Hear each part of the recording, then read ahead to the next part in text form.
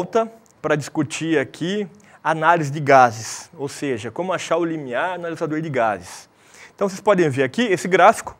Esse gráfico ele tem aqui no eixo Y a curva de VCO2, ou seja, a produção de gás carbônico, né? E aqui no eixo X nós temos o quê? O consumo de oxigênio. Então dá para a gente ver que tem duas retas. A hora que as duas retas se cruzam, nós achamos o limiar ventilatório, ou seja, quando há um aumento na V de CO2 por V de O2. Aumento o meu consumo de oxigênio, aumenta a minha produção de CO2. Ou seja, aumentei o meu consumo, mas tive um aumento abrupto do meu gás carbônico, eu achei o meu limiar ventilatório. Muito bem. Agora eu estou no meu chamado limiar ventilatório, ou limiar 1. Maravilha, estou lá correndo na esteira. Só que aí eu aumento a intensidade. Eu aumento a intensidade, o que acaba acontecendo? Eu preciso gastar mais energia, porque eu aumentei mais a intensidade. Se eu aumentei mais a intensidade, aumentei mais meu gasto de ATP. Se eu aumentei mais meu gasto de ATP, eu vou gerar mais acidez. Até o limiar 1, até o limiar ventilatório, o que está acontecendo? Dentro do músculo, a mitocôndria está dando conta de captar esses prótons. Depois do limiar 1, ela até está dando conta ainda. Aumentou meu gás de glicose, aumentou a quantidade de lactato que está levando o próton para o sangue. E aí nós vamos achar o limiar 2, ou ponto de compensação respiratório. Ou seja, estou aumentando a intensidade. Lá no meu músculo, a mitocôndria está a todo vapor consumindo o próton para regular o pH. Lá no sangue, o bicarbonato está pegando o próton, que não acaba mais.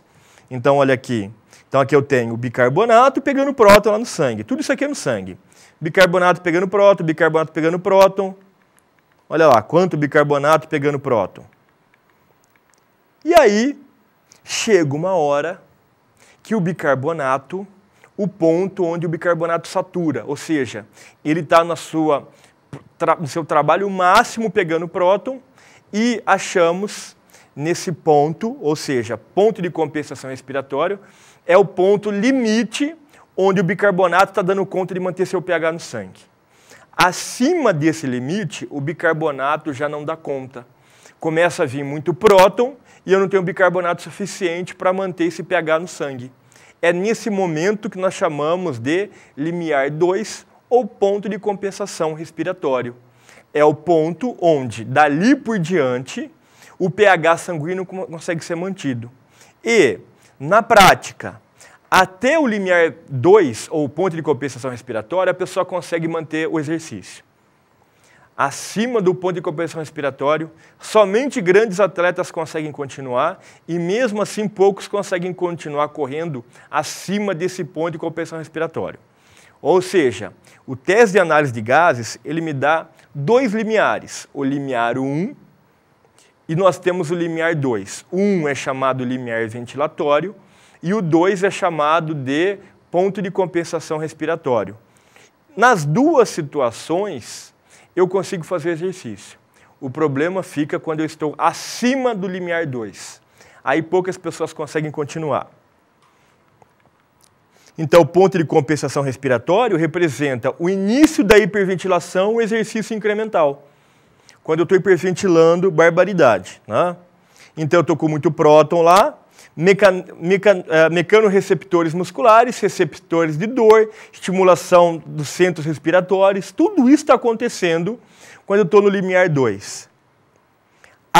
Aumento da ventilação, isso me dá uma hiperventilação. Então, quando o sujeito está lá correndo, hiperventilando demais, pode ter certeza, ele já está no ponto de compensação respiratória. Ele está eliminando o CO2 que não acaba mais. E está tentando manter seu pH. Só que aí, acima do PCR, já fica difícil manter esse pH. Então, aqui nós temos um aumento brusco no eixo Y, a ventilação. No eixo X, o volume de CO2. Então, a gente tem um aumento grande de CO2, só que o maior aumento na ventilação. Então, quando eu tenho um aumento na ventilação respiratória, eu achei o PCR, ou seja, limiar 2.